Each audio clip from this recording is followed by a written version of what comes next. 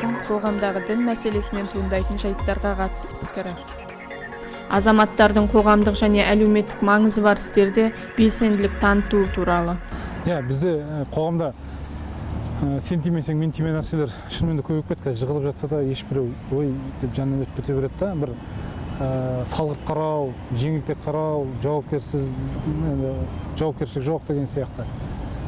Бірақ Құранда Алла Тағала айтады: сендер дейді, біреуді нақақтан нақақ өлтірсеңдер, бүткіл адамзатты өлтіруге теңсіңдер дейді. Нақақтан нақақ өлтіру деген не деген сөз? Ол міндетті түрде біреуге барып жаңа жерде бауырына, жүрегіне пышақ сұғып алу емес. Адамды мылтықпен өлтіру ғана емес.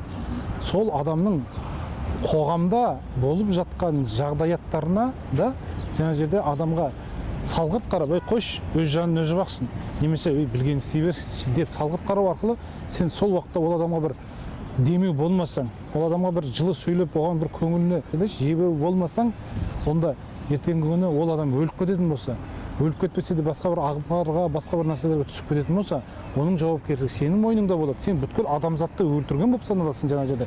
Қазір қоғамда тірі өліктер көп. Тірі жүріп жүр жаңа жерде зомбилар.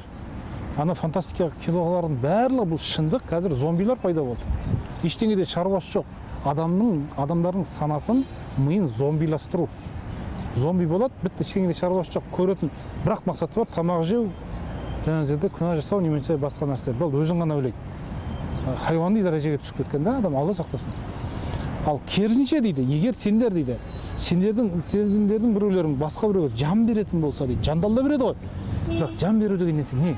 Адамның жанын алып қалу, ол адамға тірлік беру, ол адамның өліп қалмауына, адамның өлім аузынан қалуына себепкер болған сияқты, ол адамның қоғамда да өміршең болып кетуіне, өмірінің ілгерілеп, оның адамның ары қарай жаңа жерде дамып көтеріліп кетуіне, бір деңгейге жету үшін қолғабысыңды тигізу, сен ол адамға жан берумен тең нәрсе.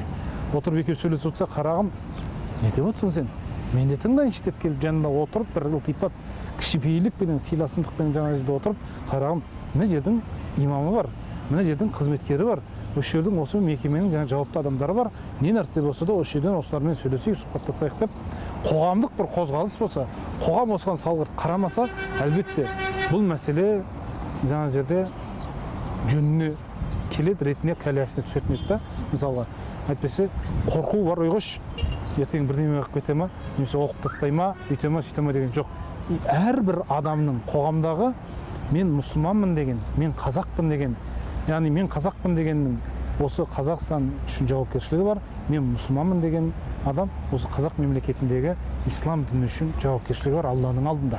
Бұны ойлау керек.